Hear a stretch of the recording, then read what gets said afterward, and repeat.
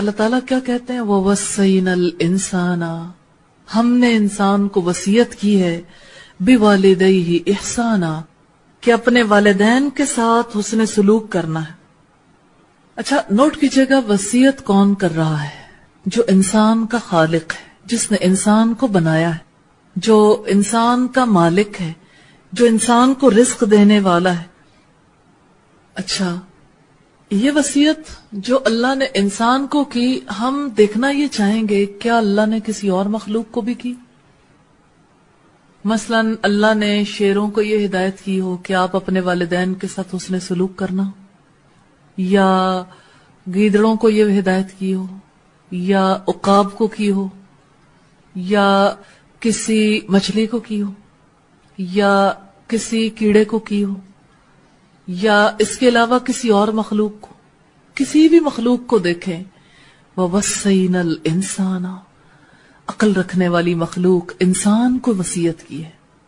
یہ وصیت خاص انسان کے لیے ہے کیونکہ وہ شعور رکھتا ہے، وہ سوچ سکتا ہے، یہ انسان کے ساتھ خاص ہے۔ والدین انسان کے لیے سب سے زیادہ اہمیت کے حامل ہیں۔ اچھا اب ایک اور اینگل سے دیکھیے گا، اولاد کو وصیت کی جاتی ہے والدین کے ساتھ حسن سلوک کی، والدین کو بھی کہیں وصیت کی ہے کہ اولاد کے ساتھ حسن سلوک کرنا؟ والدین کو کیوں نہیں کہا جاتا؟ اور والدین جو ہیں وہ پھر بھی حسن سلوک کرتے ہیں۔ مثلا کسی ماں کے لیے کوئی پابندی ہے، اس سے کوئی سائن کرواتا ہے کہ آپ نے اس بچے کو اپنے پیٹ میں رکھنا ہے، پھر وہ بچہ پیدا ہو جائے تو اسے دودھ پلانا ہے، اس کی کیئر کرنی ہے، یہ روئے تو اسے جواب دینا ہے اور اس کی ضروریات کو پورا کرنا ہے۔ والدین کی فطرت میں اللہ نے ان کے اندر یہ جذبہ رکھ دیا، خاص طور پر ماں کے اندر ممتا کے ایسے جذبات ہیں جس کی وجہ سے وہ اپنے بچے کی خدمت کرتی ہے، والد کماتا ہے۔ بہت کم کہیں کی تلقین ملتی ہے اولاد کے ساتھ حسن سلوک کی،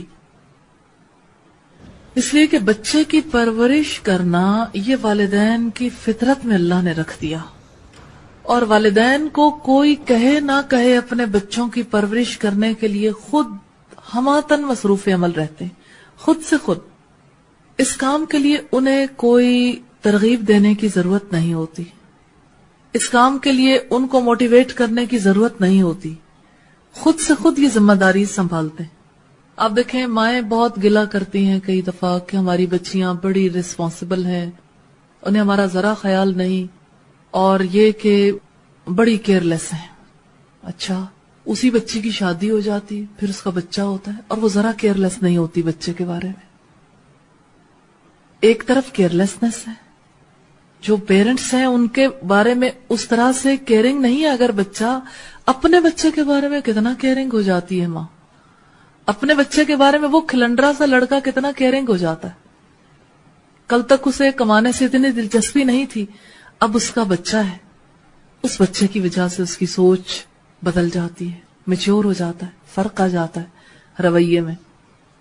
یہ وہ چیز ہے جو ہمیں پتہ چلتی ہے کہ ایک چیز فطرت میں ہے، والدین تو یہ خدمت کرتے ہی کرتے، لیکن اولاد اپنے والدین کی ویسے خدمت نہیں کرتی، کیونکہ یہ خدمت شعوری طور پر ہو سکتی، جبکہ بچے کی خدمت جو ہے وہ فطری طور پر ہوتی ہے، شعور سے زیادہ فطرت ہے، اندر سے ایک جذبہ ابھرتا ہے، اور ماں باپ بچوں کی خدمت کے لیے مصروف عمل رہتے ہیں۔ اب دیکھیں اس شہر میں یا اس ملک میں یا اس دنیا میں ماں باپ کی ٹریننگ کے لیے کتنی کلاسز ہوتی ہیں کہ جب بچہ پیدا ہوگا تو آپ نے ان کے دودھ کا انتظام ضرور کرنا ہے، جب بچہ پیدا ہوگا تو آپ نے ان کی ایجوکیشن کا انتظام کرنا ہے یا ان کے کپڑوں کا انتظام کرنا ہے۔ جن حالات میں بھی پیرنٹس رہتے ہیں اپنے سے زیادہ اچھا سلوک اپنے بچوں کے ساتھ کرنا چاہتے ہیں، اپنے سے زیادہ اچھی خوراک، اپنے سے زیادہ اچھا لباس، اپنے سے زیادہ اچھے حالات میں اپنے بچے کو رکھنا چاہتے ہیں۔ یہ فطری خدمت ہے۔ اور دوسری طرف اللہ تعالیٰ یہ چاہتے ہیں کہ وہ والدین جو اتنی خدمت کر چکے اب بچہ جب جوان ہو گیا، اب اس سے یہ توقع ہے کہ وہ اپنے شعور سے اپنے بوڑھے والدین کی خدمت کرے گا. اور عجیب بات ہے، چھوٹا بچہ ہو، اس کی خدمت کرنی ہو اچھا لگتا ہے، اور جب وہ بوڑھے والدین کے روپ میں ہو تو اس کی باتیں کھٹکتی ہیں، چبھتی ہیں، اور زیادہ چانسز ہوتے ہیں کہ انسان اریٹیٹ ہو، اس کو مشکل لگے، پھر وہ بھاگتا ہے جب اسے مشکل لگتا ہے. کیونکہ بوڑھا ہو تو بچے کی طرح جاتا ہے، لیکن اس کی شکل بچے جیسے نہیں ہوتی. اس کے بارے میں جو مائنڈ سیٹنگ ہے وہ مختلف ہے، کیونکہ بچوں نے والدین کو بڑے عقل مند انسانوں کی روپ میں بھی دیکھا، اپنے سے بڑا سمجھا. اب وہ چھوٹا سمجھنے کے لیے تیار نہیں کہ اب ان کی عقلی قوتوں کو زوال آ گیا. جیسے جسم کو زوال آیا ایسے ہی عقل کو زوال آیا. وہ کوئی بات کریں تو بچے اریٹیٹ ہوتے ہیں کہ ایک بات کو آپ اتنی بار کیوں کہتے ہیں، پتا تو لگ گیا. بھئی انہیں نہیں پتا چلتا. آپ چاہتے ہیں وہ اسی طرح ڈیسیژن کریں جیسے اپنی جوانی میں کرتے رہے، اب وہ نہیں کر سکتے، اس لیے کہ اب ان کی سوچ اتنی لاجیکل نہیں رہی. اب وہ اتنا مربوط انداز میں سوچ ہی نہیں سکتے. آپ توقع رکھتے ہیں کہ اسی طرح کے ڈیسیژنز کرنے کی پوزیشن میں آئے، وہ نہیں کر سکتے. پھر آپ دیکھیں کہ ایک بچے کے لیے تو ماں باپ اتنی ناز برداریاں کرتے ہیں، خوبصورت اس کے لباس خرید کے لاتے ہیں، اس کے کھلونے، اس کے کھانے پینے کی اشیاء، رنگ برنگ کی چیزیں، اور بچوں کو ساتھ لے لے کے ماں باپ گھومتے ہیں. اچھا بیٹا کیا پسند ہے، جو آپ کو پسند ہے لے لو. آپ کبھی کسی ڈپارٹمنٹل سٹور میں دیکھیں بچوں کو بھاگتے دوڑتے، پیرنٹس میں خوش ہوتے ہیں کہ دیکھو کیسی کیسی چیزیں اکٹھی کر کے لا رہے ہیں. اور پیرنٹس کے بارے میں طرز عمل مختلف ہوتا ہے، کیونکہ پیرنٹس سے جو محبت ہے، جو حسن سلوک ہے، یہ شعور کی بنیاد پر ہی ہو سکتا ہے. تو اللہ نے انسان کے شعور کو جھنجھوڑا ہے، اس کی انسانیت کو آواز دی ہے. وہ وصینا الانسان، ہم نے انسان کو وصیت کی ہے بوالدیہ احسانا، کہ اپنے والدین کے ساتھ حسن سلوک کرو. والدین کے ساتھ حسن سلوک کرنے میں ایک جذبہ رکاوٹ بنتا ہے. جانتے ہیں وہ کون سا؟ کہ جب ایک انسان پہلے بچہ ہوتا ہے، جوان ہوتا ہے، پھر اس کی شادی ہو جاتی، پھر اس کے اپنے بچے ہو جاتے ہیں، پھر اپنے بچوں کی محبت پیچھے کھینچتی ہے، اور والدین کی محبت وہ شعور سے اوجھل ہو جاتی ہے. پھر وہی بچے جو ہیں جن کی خاطر والدین نے اتنا کچھ کیا، وہی بچے اپنے بچوں کی سوچنے لگتے ہیں. جب وہ اپنے بچوں کے بارے میں سوچتے ہیں تو ان کے لیے اپنے پیرنٹس کے بارے میں سوچنا مشکل ہو جاتا ہے. تو آپ دیکھیں کہ والدین تو بچوں سے کوئی اپریسیشن بھی نہیں چاہتے، کرتے چلے جاتے ہیں. والدین قربانیاں دیتے ہیں، قربانیوں کا ان کے بچپن میں مطالبہ نہیں کرتے کہ آپ بھی ہماری خاطر ایسی قربانیاں دو. لیکن جب وہ بوڑھے ہو جاتے ہیں پھر انہیں توجہ کی، اٹینشن کی، کیئر کی، پھر انہیں محبت کی ضرورت ہوتی ہے. لیکن اب آپ دیکھیے کہ ایک انسان دو طرح کے معاملات کے بیچ میں ہے. ایک طرف اس کی فطرت ہے، اس کی طبیعت کھنچتی ہے بچے کی طرف، دوسری طرف اس کا شعور ہے، اور شعور جو ہے وہ والدین کی طرف جھک سکتا ہے.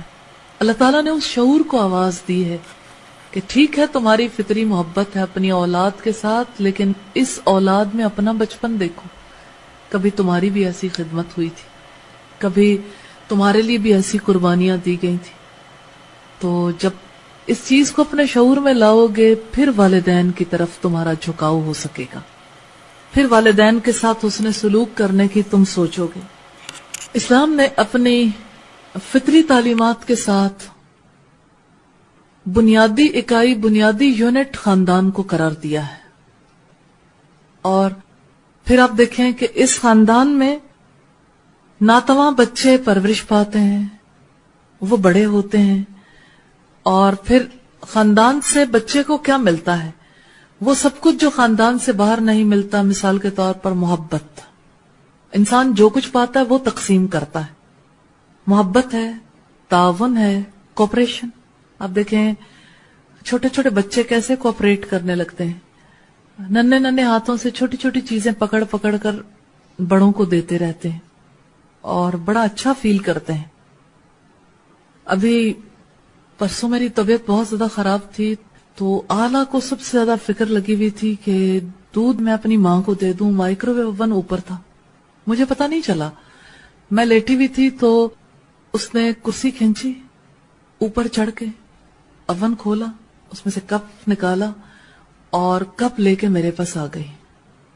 کوآپریشن ہے کہ ایک طرف سے اگر محبت ہے, تعاون ہے, تو دوسری طرف سے بھی اسی طرح کی محبت, اسی طرح کا تعاون. یہ فطرت ہے انسان کی. بچے جو لیتے ہیں وہی لوٹاتے ہیں. پھر اسی طرح سے خاندان